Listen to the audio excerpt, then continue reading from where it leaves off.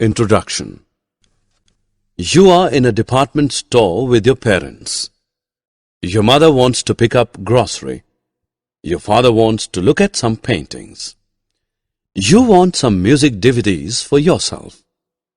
The three of you head in three different directions in the department store. Why? Because all the objects in the store are categorized into different sections according to their types.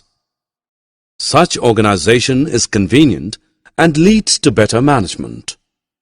In this lesson, we will learn in detail about the basis for classification of materials. What makes life interesting is its variety. Look around yourself. You see people of different regions speaking different languages, engaged in different professions, eating different food and pursuing different hobbies. That is not all. There is variety in all the goods that we use in our lives. Clothes that we wear are of different colors such as red, green, yellow, blue, etc. The containers we use for storage vary in shapes. They are conical, cylindrical, cuboidal, etc.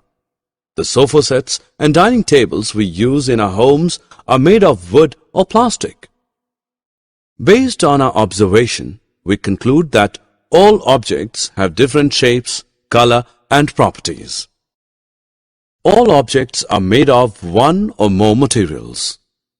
Clothes are designed from cotton, linen, jute, nylon, etc. We use glass, stainless steel, or plastic crockery in our homes. Furniture is made of wood, plastic, or even iron and stone. Leather, plastic, resin or jute is used to make bags, shoes and jackets. Vehicles such as scooters, cars, buses are made of steel. Therefore, we may say that objects around us are made up of a large variety of materials. A box is a cube or a cuboid, whereas a ball is a sphere. A laundry bag is cylindrical in shape, whereas a washing machine is cuboidal. Thus, we can say that we can classify objects on the basis of their shapes as well. Circular or spherical objects form one group, while cubical, cuboidal, square, and rectangular objects form another group.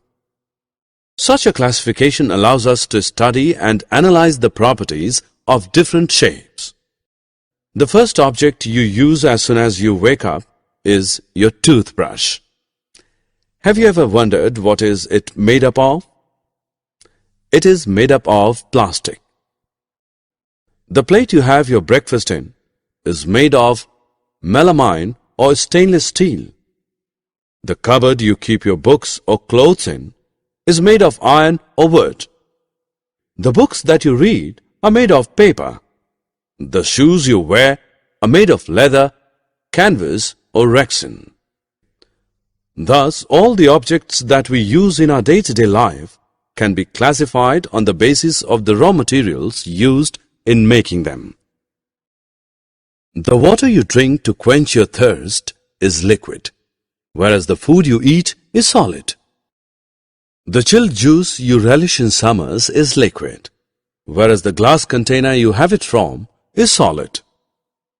The steaming hot milk you enjoy in winters is liquid, whereas the steam coming out of the milk is a gas.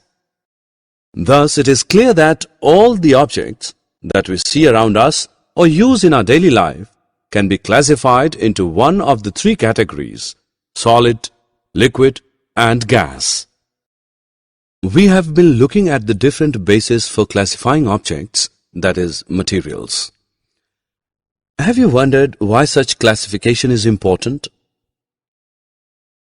In our everyday life, we come across many materials.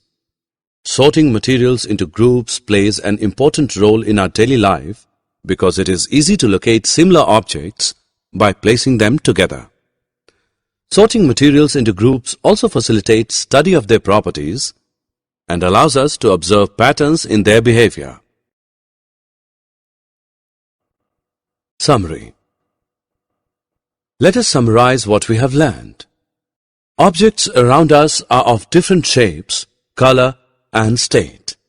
Objects are made of different materials. Objects can be classified on the basis of their shapes and color. They can be classified on the basis of the state of their matter. Yet another basis for classification is the raw material used to create objects. Sorting objects allows us to locate them easily. Sorting objects also allows us to study their properties